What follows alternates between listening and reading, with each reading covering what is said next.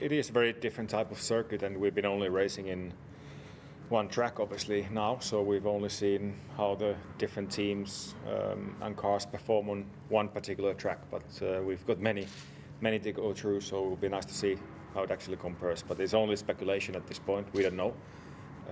It's a fact there is less straights on this track, more corners, requires more downforce.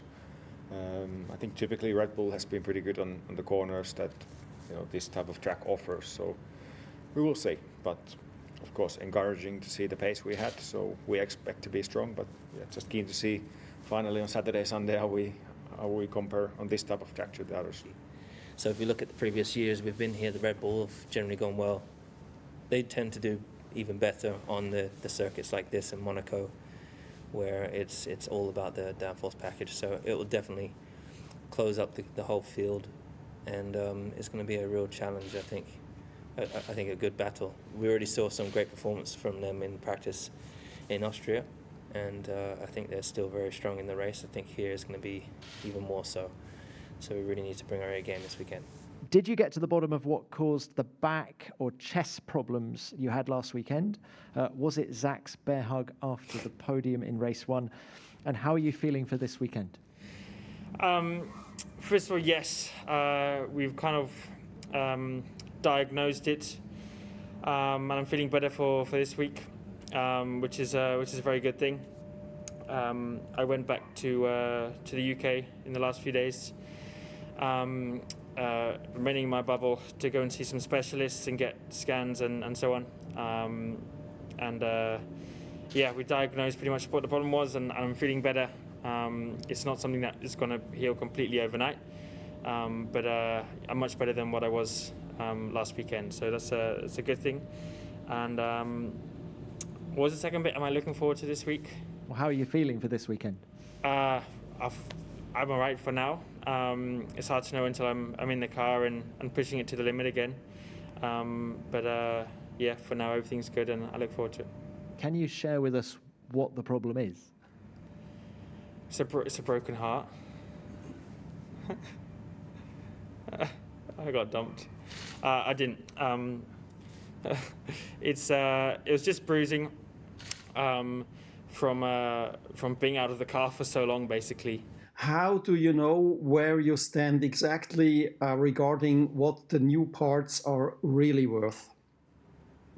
Well, it's a difficult question, and probably the right answer would be we don't exactly know, and I think Sunday would have helped us to understand better also at the same track, to see the pace one weekend and then the next weekend. But then again, I think the team has a lot of experience. We know coming here, what this track is about, the tires and so on. So we will see, I think, and get the final confirmation this week. We know that the parts have worked. We would have liked them to be obviously a game changer. It doesn't look at this stage like that, but then again, we're yet to confirm them in real race conditions. So I think it will be interesting, and we are excited about seeing where the car will be tomorrow, and then especially in the race.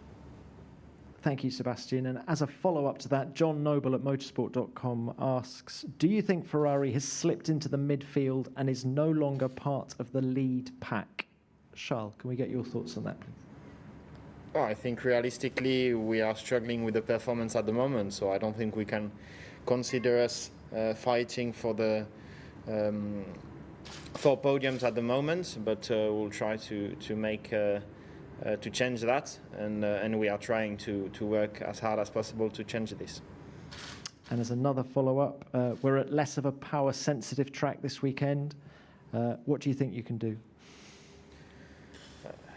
So again, a difficult one, as last year I think we were also struggling on this track. This year we have a different car. Hopefully the changes made on the balance will help us, but I doubt it will be a very different picture to the previous weekend. So I'm expecting that it will be a similar picture to the previous weekends. What is your reaction to Renault's protest, and are you 100% confident that your car is legal?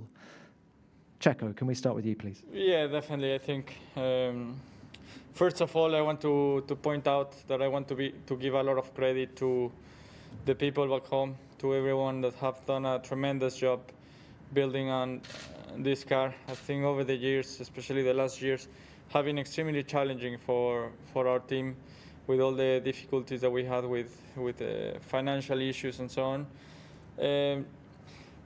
We always knew there was such a potential in place, but we were not able to exploit that. So I think, first of all, I want to give a massive credit to all the factory, all the people working back home, the track side as well.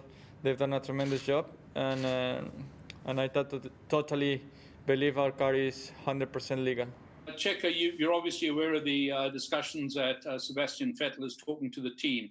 If one looks at it logically, it's most likely that he would be replacing you. Yet I was under the impression that you had a 3-year contract, which you announced last year in Spa. How do you feel about this? Do you feel threatened? And if you should be in a position to leave, where do you think you see your future going forward? Yes, well, I think I'm with the team as far as I know. I have a contract. I think the answers to these questions, it will only be time. We will see what happens in the next weeks.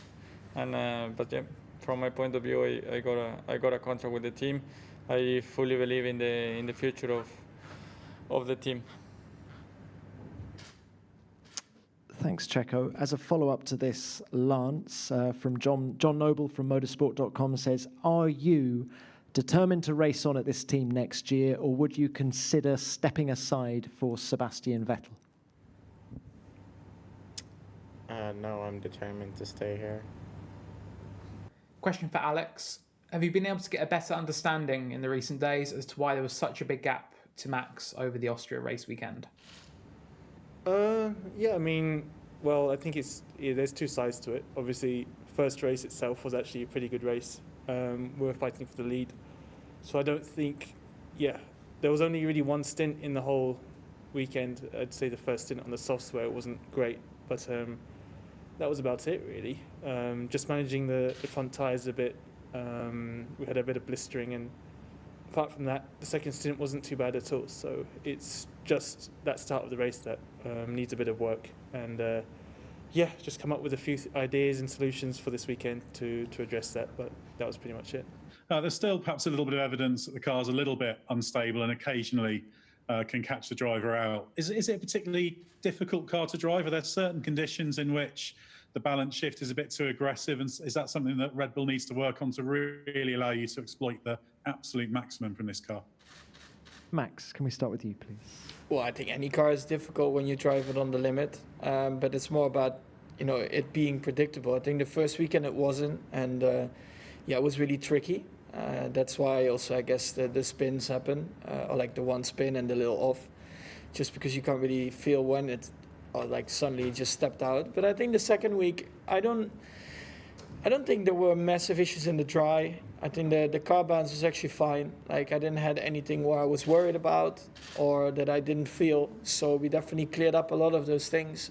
Now it's just like pure grip limited things I think we can do better. I think the first week we got it wrong. The second week it was already a lot better. Question to both drivers. I know it's early days. I know you've only had 2 races. I realize you had some damage, Max, last time. But when you look at yourself versus Mercedes, where do you believe that the shortfall in performance is? Is it everywhere, or is it engine, or where do you see that? It's a bit of everything.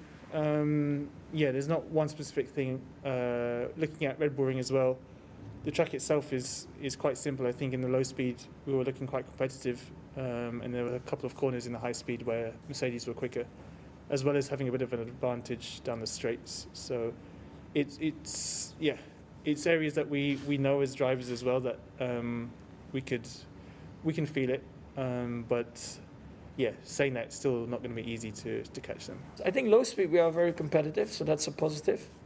It's just a few high speed corners where they are just very strong, and also when you look at their onboards, I think the car is very stable and predictable, let's say like that. Mine is, I said already, the second week it was a lot more predictable, but it just seems like they have like another step on top of that, and they can really throw the car in, and the car just looks hooked. So yeah, we'll try to work towards something like that. You know, also it has a lot of impact also on tire life as well when you have a very stable car. So it's not only like over one lap, but of course in the race as well to keep on top of your tires. That it seems like they are pretty decent at that now. In both Austrian races, you were adrift of McLaren, Renault and Racing Point, but ahead of Haas and Alfa Romeo. Was that in line with pre-season expectations, and do you expect the order to change this weekend? Who would like to start with that? Pierre. Yeah, I think that's basically where we thought we were coming in the first race after pre-season testing. So I think Racing Point, to be fair, is even more impressive than we expected. McLaren slightly faster as well than we thought, and Renault is a step ahead of us, but I think in our target. So I think we know what we need to improve, and we hope that in the coming weeks with what's coming on the car, hopefully we're going to be able to close that gap with Renault. So do you think this track, the Hungaroring, will suit the car better? Historically looking, yes. And honestly talking, no, we don't know the answer to this question, because the car is anyway quite different to the past, as always it is. So we will see. We will see here. It's just different kind of track. A lot more corners, a lot more chicanes. Something that we don't have in the Red Bull Ring, you know. So it will be interesting just to see. I'm curious to see how the car will behave here, and I guess everyone in the team is curious to see that. I've never wanted to have the rules so tight that it discourages us to race. Is that the word? I think. But you know, it's so I don't want it that we're kind of driving on eggshells and scared to pull the trigger, if you know what I mean. But of course, there's trying and also, I think, failing. You know, obviously both of us went off track. Me, because obviously, as you said, if I turn in, we crash. But he also, you know, brought himself off the track with it. So he tried a move, which he was completely in his right to do. So I left room, which I guess I shouldn't have. But he obviously tried, and because we both went off, I see that as a failed attempt. So the position should have been given back.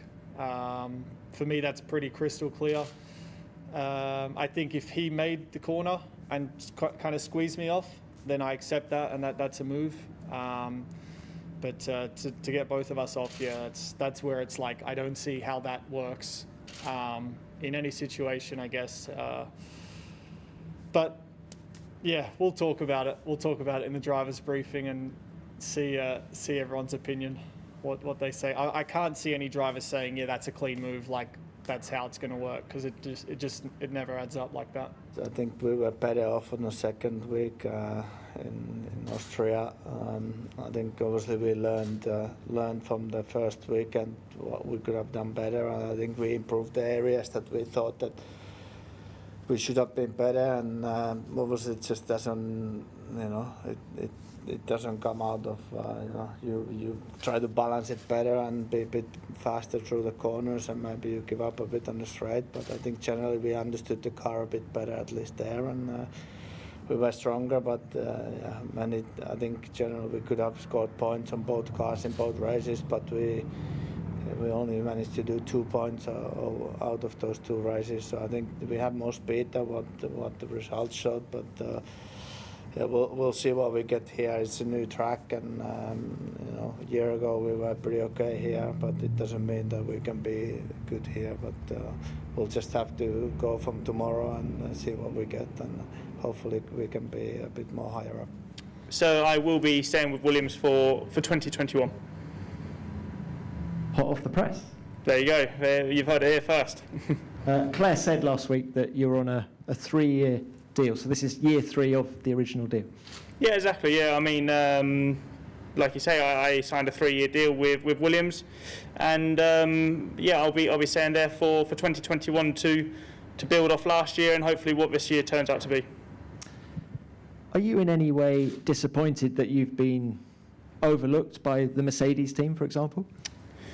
No, I'm not disappointed in Mercedes at all. There was nothing more they could do. You know, Claire was very firm with her decision that she was not willing to or not ready to let me go, and ultimately, as I have a contract with Williams, I have to respect that decision. So you know, I'm here. I'll be giving everything I've got for Williams this year and into next year, and let's see what that holds after that. Yeah, there is this ongoing strategic review, the possibility of a sale of all or part of the team. Is there any concern at all that could change things, given that you don't know exactly what the ownership of the team and what the plans of any new investor might be? Yeah, from my side, I have no concerns following this strategic review. Whatever may happen in the future, I'm comfortable. My position is stable, so yeah, no concerns from my side. Nicholas. Yeah, really just echoing what George said. I mean, at the end of the day, I have a contract, so whether the ownership or anything changes going into next year, that shouldn't really be affected. So just focusing on my job, and we'll see what happens. Nicholas, just to confirm, will you be racing for Williams in 2021? I have a multi-year deal with the team, so yes, I will be with the team in 2021. If the car is good in the race, then let's go for it. You know, last week we could do some overtaking, we were fine, and I think, as we said, the car is better in the race than in quali, so we just go from there. Thank you, Kevin. Yeah, I mean, it's of course we want to be able to qualify better and, you know, finish the races in the points. But I just feel like, you know, in terms of progress compared to last year, you know, the car looked spectacular at times because of these qualifying positions that we were able to do. But actually, you know, this car is way closer to getting good points than last year's car was, despite not being able to qualify that well in Austria. I think this car has a lot more potential. As I said, we can push it in the race, and, you know, if we can gain a little bit of qualifying performance, getting a little bit closer to the points from the beginning of the race, then it's a car that you can push and attack in the race and make up positions rather than just only lose positions.